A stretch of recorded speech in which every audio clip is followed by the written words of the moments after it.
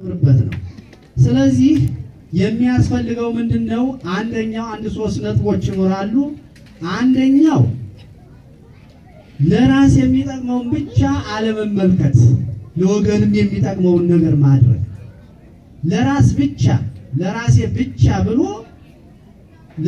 ብቻ ብሎ ሰው እግዚአብሔር ጋር አማኝ ሆነ እግዚአብሔር ጋር ህብረት ያለው ሰው ለራሱ ብቻ ይመኝ ለራሱ የሚመኘውን ለወንድሙም ለጓደኛው ለባልንጀራው ምን መሆን አለበት መመኘት አለበት ማድረግ አለበት አንዱ እሱ ሁለተኛው ደግሞ የሌላውን ሰው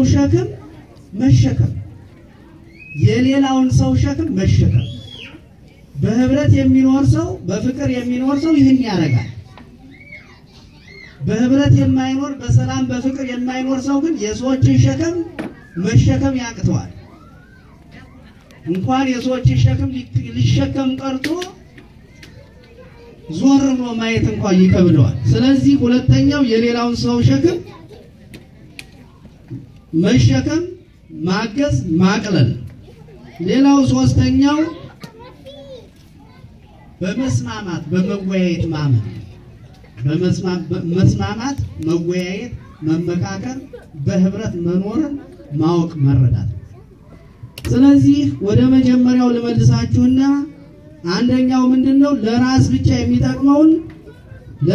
የሚጠቅመውን አለማድረግ ይህንን አስመልክቶ ይህንን ቃል ምክንያት አድርጎ ሐዋርያው ቅዱስ ጳውሎስ የተናገረው ቃል አለ ሐዋርያው ቅዱስ ጳውሎስ የተናገረው ቃል ለፊልጵስዩስ ሰዎች ነው የተናገረው ለፊልጵስዩስ ሰዎች የተናገረው ምዕራፍ 2 ከቁጥር 1 እስከ 4 ያለውን ቃል አነብላችኋለሁ በክርስቶስ አንዳች ምክር ቢሆን የፍቅር መጽናናት ቢሆን የመንፈስ ህብረት ቢሆን ምሕረትና ርኅራኄ ቢሆን ደስታዬን ፈጽሙልኝ ይላል ደስታዬን ፈጽሙልኝ ሐዋርያው ቅዱስ ጳውሎስ የእግዚአብሔር ሰው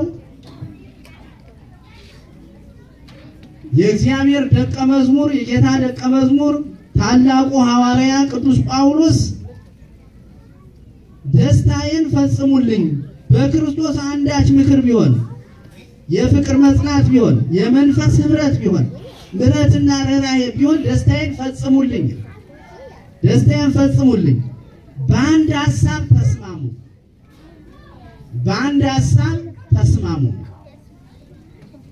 በአንድ ሐሳብ ተስማሙ አንድ ፍቅር አንድ ልብ አንድ ሐሳብ ይሁንላችሁ ለወገኔ ልብ ብላችሁ ስሙ ይሄ በእኛ ህብረተሰብ ውስጥ በጣም ትልቅ ቦታ ይዞ ያለ የኔነትና የግሩፕነት ወይም ደግሞ የሌላም መንፈስ ስለሆነ ሐዋርያው ቅዱስ ጳውሎስ የሚናገረውን ቃል ስሙ በጣም ሊጠግነን የሚችልና ያያዝነው ነገር ካለ ሊያስጥለን ሊያስተውንና ወደ እግዚአብሔር ሊያስጠጋን የሚችል ነጥብ የሆነ ቃል ነው ለወገኔ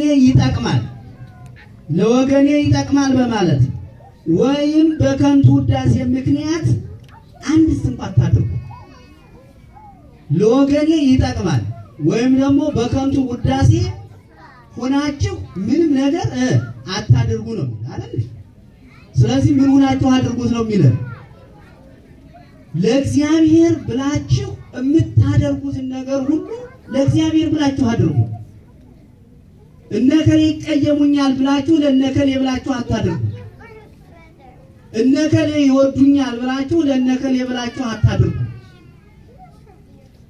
ወይም ደግሞ እኔ ታያለሁ እኔ ነኝ እንደዚህ ያደርኩ ለማለት ለከንቱ ውዳሴ ማለት ዝም ብሎ በቃ እሱ እኮ ነው እንዲህ ያደረገ እሱ እኮ ነው እንዲህ የሰራ እሷ እኮ ናት እንዲህ ያደረገች እሷ እኮ ናት እንዲህ ሆነች የሚባልን የሚወድ ከሰው ምስጋናን የሚፈልግ ለዚህ አምላችሁ ደግሞ አትስሩ ምክንያቱም ለእግዚአብሔር ብላችሁ ከሰራችሁ እግዚአብሔር እሱ ዋጋ ከፋይ ነው የሚለው ሐዋርያው ቅዱስ ጳውሎስ ዋጋ ከፋይ ነው ስለዚህ ከቁጥር 4 ላይ ዋናው ነጥብ እያንዳንዱ ለራሱ የሚጠቅመውን አይመልከት እያንዳንዱ ለራሱ የሚጠቅመውን ብቻ አይመልከት ለባልንጀራው ደግሞ እንጂ ይላል ስለቃሉ የአምላካችን ስም የተመሰገነ ይሁን። ዛሬ ወገኖች እግዚአብሔር የሚመክረን እግዚአብሔር የሚያስተምረን በኑሯችን ውስጥ እኛ የምንኖረው ኑሮ ሌሎችም እንዲኖሩት እንድንመኝላቸው ለኛ ያለን ነገር ሁሉ ለሌሎች እንዲኖራቸው ዓለም የምታስተምረንን ትምህርት በዚህ ቃል እንድንለቀው ዓለም የምታስተምረን ትምህርት አንተ ብቻ ሁን አንተ ብቻ ይኑርህ አንተ ብቻ በዚህ ሂድ አንተ ብቻ ይጣፈጠ ብላ አንተ ብቻ ያማረ ልበስ አንተ ብቻ ስልጣን ያዝ አንተ ብቻ ገንዘብ ይኑርህ እያለች የምታስተምረውን ዓለም በዚህ መገደም መቻል አለብን። ክርስትናው የሚለን ለኛ ያለን ለሌሎች እንዲኖራቸው ተመኙላቸው ነው። ሌሎች እንደኛ ሆነው ይኑሩ። እግዚአብሔር ሰውን ድሃ አድርጎ አይፈጥርም። በመሰረቱ ሰውን ድሃ የሚያደርገው ሰው ነው ድሃ የሚያደርገው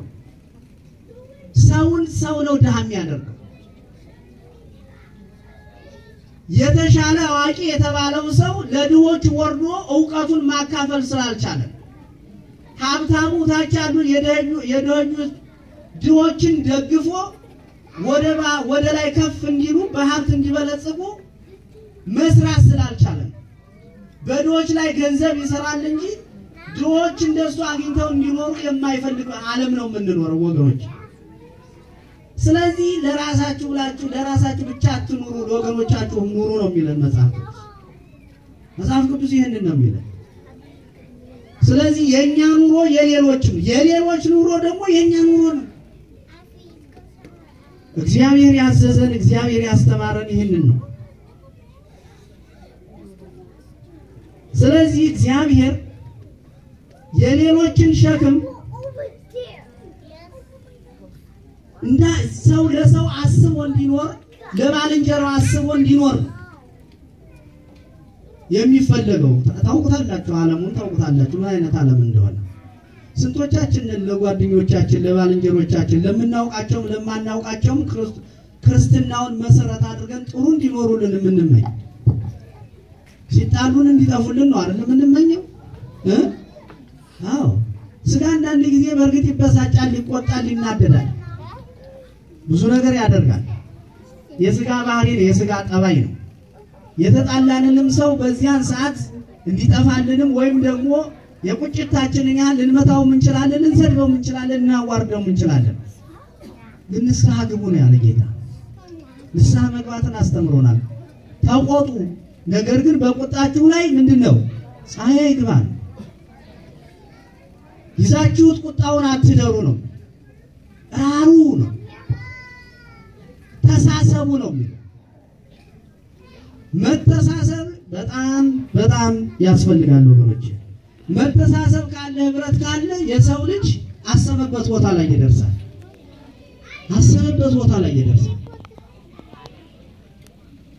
ወንድሙ ሲደክመው ድካሙን ካገዘው ከድካሙ የማይበረታበት ምክንያት ምንም የለም። ሲያጣ ቢሰጠው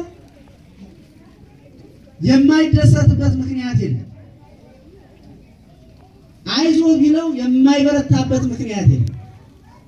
ግን በጣም ብዙ ጊዜ በዓለም ላይ ስንኖር የሰዎችን ሞራል የሚነኩና የሚሰብሩ ብዙ ሰዎች እንዳያላችሁ ሞራላቸውን እንክት የሚያደርጉ እንዳትነሳ የሚያደርጉ በሰዎች ፊት አንገታቸውን ደፍተው እንዲሄዱ የሚያደርጉ ብዙዎች ናቸው። በዚህ ህብረተሰብ በዚህ በዓለም ውስጥ ስንኖር እንዲህ አይነት ህብረተሰብ ነው። ጌታም ይሄንን ስለሚያውቅ በሱ የሚያምኑትን ሰዎች ስድብም ሆነ ግሳጼም ስደትም ሌላም ሲደርስባቸው በዓለም ሳላችሁ መከራ አለባችሁ ብሎ አስተምሯል። በዓለም ሳላችሁ መከራ አለባችሁ ነገር ግን አይዟችሁ ወላጅ እንደሌላቸው ልጆች አልተዋችሁም ብሎ ነው። መተሳሰብ የግድ ነው። አለመተሳሰብ ግን በጣም መከራ። ስለዚህ በአንድ ወቅት ሁለት ጓደኛሞች ነበሩ ይባላል። እነዚህ ሁለት ጓደኛሞች ስለመተሳሰብ ነው አሁን እየተነጋገርን ያለነው። ምክንያቱም ለባልንጀራ አስብ አንተ የምትኖረውን ያህል ለባልንጀራህ ማስብለት ነው የሚለው እግዚአብሔር ቃል። እነዚህ ልጆች ምግብ ቤት ይገቡና ምግብ ያዝዛሉ ይባላል። ምግብ ካዘዙ በኋላ ያ ምግብ መጣ። ምግቡ ሲመጣ ምግቡ ላይ ያለው አንደኛው ትንሽ አሳ ናት፣ አንደኛው ደግሞ ትልቅ አሳ ነው። ስለዚህ በጣም ሁለቱም ይርባቸው እየበሉ ሳሉ ፈተና ውስጥ ገቡ። ብሎ አሳዎችን ላለመብላት እንጀራውን በልተው ጨረሱ። አሳዎች ቀሩ። አንዱ ትልቅ ነው፣ አንዱ ትንሽ ነው። ሁለቱም ትልቋን ለመብላት ይመኛሉ። ስለዚህ አሁን ምን ያደርጋሉ? አንደኛው ዝም ብሎ ላጥ አድርጎ ይበላል። ያን አሳ ሲበላ ያኛው ጓደኛው ይቀየማል። አንተ በቃ ሁሉ ጊዜ ሴልፊሽ ነህ፣ ራስህን ብቻ ነው የምታስብ፣ ለሰው አትልም፣ ምን አትልም። ወንድምን ባልንጀራን ማስቀደም ይገባል። አንተ እንዴት እንደዚህ ታደርጋለህ እያለ እንትን ይሏል። አላስ እየበላ ሲሰማ ቆየና ምን አለው ይባላል? ለመሆኑ አንተ ብትሆን የትኛውን ነበር የምትበላ አለ። አላ ያው መበላቱን አውቆ ነው መሰለኝ እኔማ ትንሹን ነው የምበላ ይለዋል። ታዲያ የቀረልህ ትንሹ አይደል? የቀረልህ እሱ አይደል? ምን አፍቆታ የቀረልህ እሱ አይደል?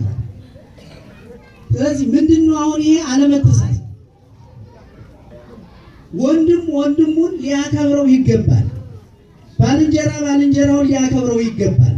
የስስት መንፈስ በህሊና ውስጥ በሰው አእምሮ ውስጥ ሊገባ አይገባው። ስለዚህ ሐዋርያው ዮሐንስ በአንደኛ ዮሐንስ ምዕራፍ 3 ቁጥር 17 ላይ እንዲህ ይላል፣ ነገር ግን የዚህ ዓለም ገንዘብ ያለው ስሙ ነገር ግን የዚህ ዓለም ገንዘብ ያለው ወንድሙም የሚያስፈልገውን ሲያጣ አይቶ ያራራለት።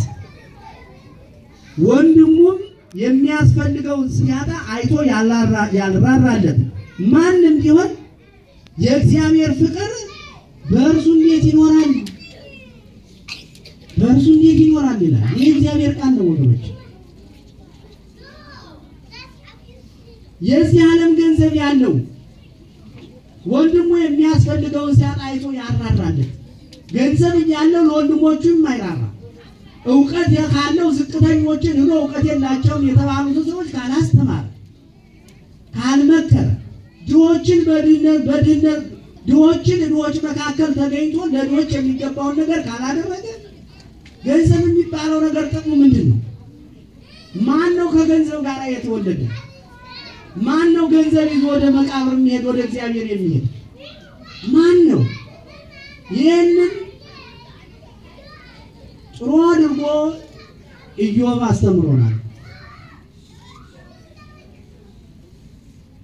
ስለ ሀብት በሚናገርበት ጊዜ አንተ ሀብት ንብረት አልቆ ሁሉ ነገር የለህ ደሃ የሆንክ ነው ያለህበት። ስለዚህ እግዚአብሔር የሚባለውን ነገር ለምን አትክድም የሚል ምክር ከጓደኞቹም ከቤተሰቡ ሲመጣ እኔ እኮ መጀመሪያውንም ስወለድ ምንድነው ያለው?